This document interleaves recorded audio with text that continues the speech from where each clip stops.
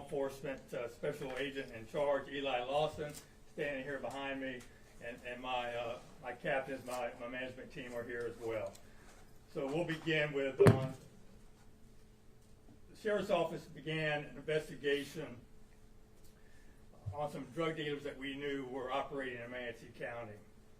On November 2024, we were investigating the fentanyl sale at a suspected drug house, the 900 block of 6th Street West in Bradenton. These were tips that we received, and the drug unit began to work on this location to try to determine what the dealers were selling and whether or not they could get in there and make buys. Immediately, Maurice Baxter, age 23, was identified as one of the dealers at this location. Detectives learned that Baxter was already under investigation by other MSO detectives for selling fentanyl in Manatee County.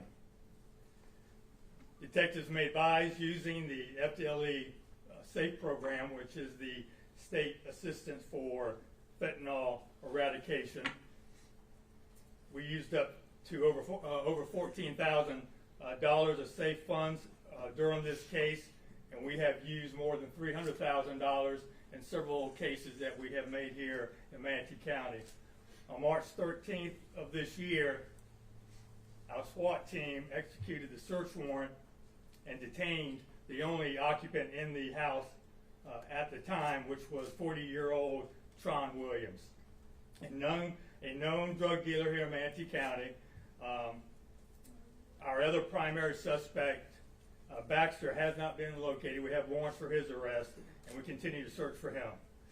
During the search, detectives located the following illegal and deadly drugs: 12.3 kilos of fentanyl, including pharmaceutical grade fentanyl used by doctors to treat pain, 1 kilo of cocaine, 1 kilo of ecstasy, 273 grams of meth, 822 grams of marijuana, and 29.4 grams of Adderall. We also seized multiple firearms, including here on the table, an FN-57 handgun, which is also nicknamed the cop killer due to the ammo that it uses and that ammo's ability to penetrate certain types of soft body armor used by law enforcement. Over 1,000 rounds of various types of ammunition were also discovered in Williams's bedroom, and a vehicle was also seized during this operation. Tron Williams has been charged with trafficking in fentanyl, trafficking in meth, trafficking in cocaine, and trafficking in MDMA. The street value of the fentanyl seized is estimated at $1.4 million, and the total value of all the narcotics seized is valued at $1.7 million. The Drug Administrative Enforcement Agency estimates that 12 kilos of fentanyl has the potential to kill 6 million people. That's more than the population of the entire Tampa Bay area. And that's why this is a significant case. You think about the drugs that were seized and how those drugs could be responsible for killing every citizen in Manatee, Sarasota, Pinellas, Hillsborough County, Polk County, Pasco, Hernando, Citrus. We know that lives have been saved. Before I answer any question, I'm going to allow Special Agent in Charge, Eli Lawson, to come up and say a few words. Thank you, Sheriff Wells. Thanks for having us, and I congratulate you on this tremendous success. I'm FDLE Special Agent in Charge Eli Lawson from the FDLE Fort Myers region. This case exemplifies how the State Assistance for Fentanyl Eradication, or SAFE program, can make a difference in all of our communities. This amount of fentanyl, as the Sheriff just mentioned, is extremely lethal and could have killed millions and millions of people, to include our entire FDLE Fort Myers region. The SAFE program has proven since its inception to have saved countless lives statewide. Since the program took effect in 2023, FDLE is proud to support investigations across the state, resulting in seizure of more than 400 pounds of fentanyl, 485 pounds of cocaine, and more than 1,400 arrests. This investigation and resulting arrest prove that the program is helping keep our communities safe. Today, FDLE and our partners at the Manatee County Sheriff's Office are proud to show the members of the Southwest Florida community the proof that funding and resources that are dedicated to the program are making a positive impact in keeping this poison off the streets. I want to take a moment to thank Governor DeSantis and the Florida legislature for supporting this program, continuing to support our efforts in safeguarding Florida's citizens and visitors while keeping lethal drugs out of our communities. Thank you very much. Real quick, I just want to thank my detectives for the impact they have made during this seizure and working this case. These are lengthy investigations. It takes a lot of work, and I'm very proud of the work they've done here. These two drug dealers behind me don't care about lives. They don't care about the families that they destroy and who they hurt. All they care about is making money, and if they can sell their poison and make money each and every day off of the addiction of some in our community, then they have no problem with that. So this is a big case for us, and we just continue to see the effects of fentanyl in our community and communities throughout the state of Florida, and we will do our best to eradicate it from our county. So at this time, I will answer any questions that you have. Hey, Kim. Sheriff Wells, this sounds like the largest fentanyl bust in Manatee County history. What do you have to say to the other dealers that are out there as this continues to plague our streets? We're going to continue to fight to remove you from our community. That's our primary job. That's what these two detectives behind me, that's what they do each and every day. So we're prepared to save lives, and we're prepared to put these drug dealers behind bars. Let me tell you something. Back in 2017, when I first took office, fentanyl was considered a controlled substance, and it had no minimum mandatory sentencing. It had no limits to how much you could sell. It didn't matter if you were arrested with 5 grams or 500 grams. The bond was the same, the penalty was the same. And we had to fight really, really hard. I want to thank Senator Jim Boyd, who was instrumental in making sure that we could get the fentanyl statute to mirror that of heroin. And there were some that fought about drug dealers being put behind bars and having a mandatory sentence. Some would say that they are no harm to society. That's a lie. They're killing people. We know they're killing people. They're not chemists. They're not very educated. They can't tell you how much fentanyl they're giving each person.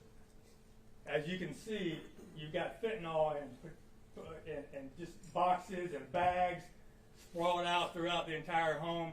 I mean, all they care about is just making money, and they don't care who gets in their way. Any other questions? Do we know, and have we tested this fentanyl? Do we know where it came from? Do we know how it came over the border? What can you tell us about? We're pretty sure it came out of California. We can only assume that it came from Mexico, probably China, Mexico, over the border of California, and then made its way into Manatee County.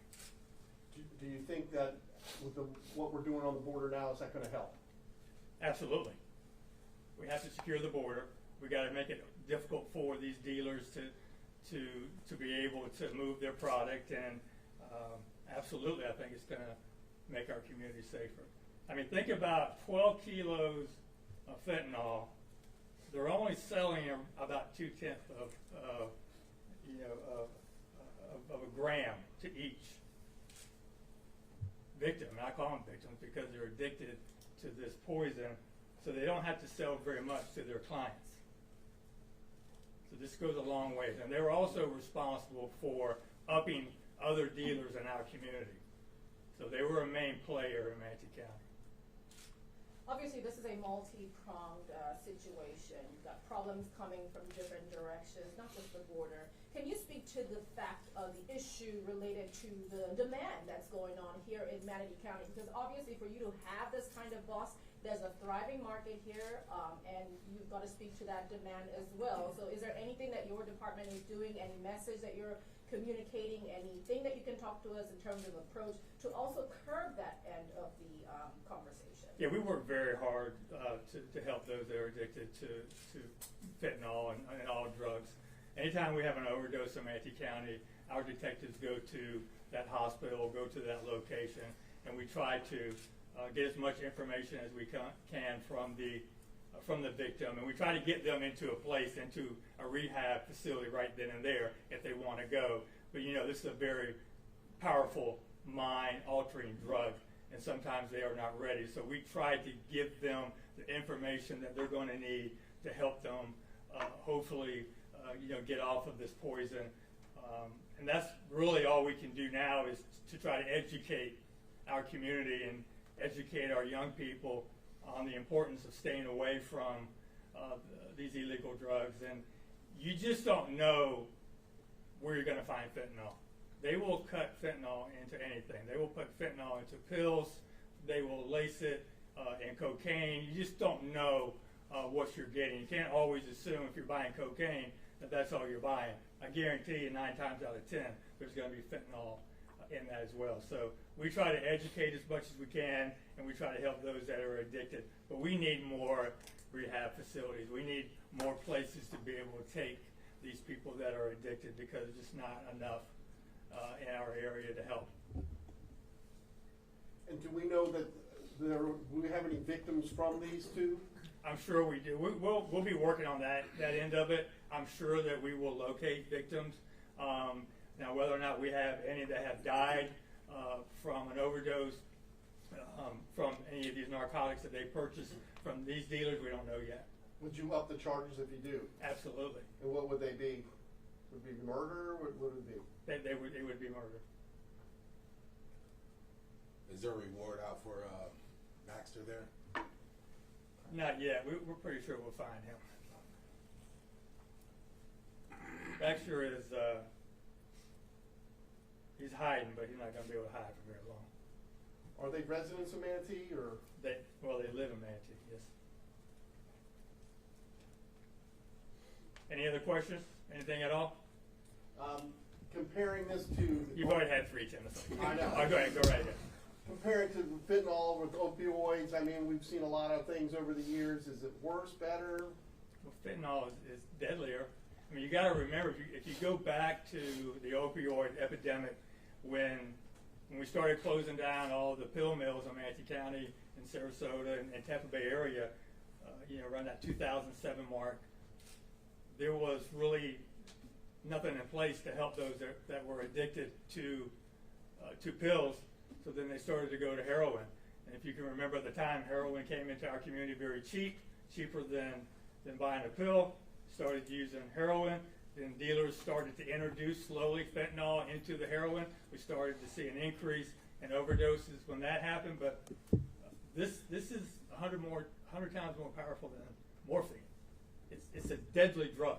It should not, be taken by anyone unless you are prescribed it by a doctor because you are in extreme pain for a mental issue, or medical issue, I should say.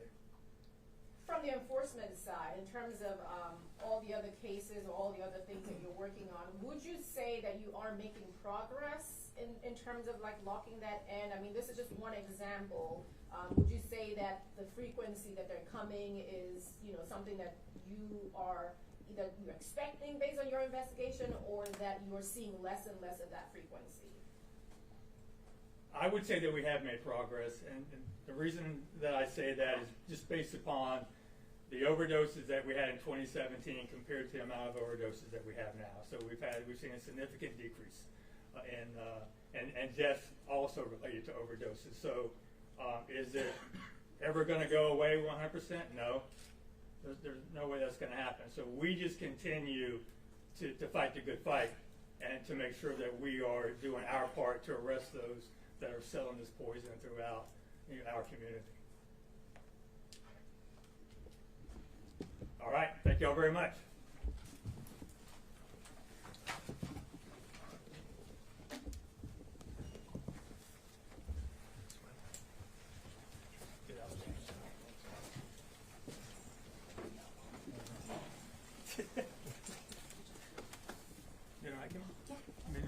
Family, all right?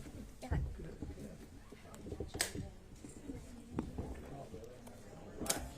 You guys good? Can I go?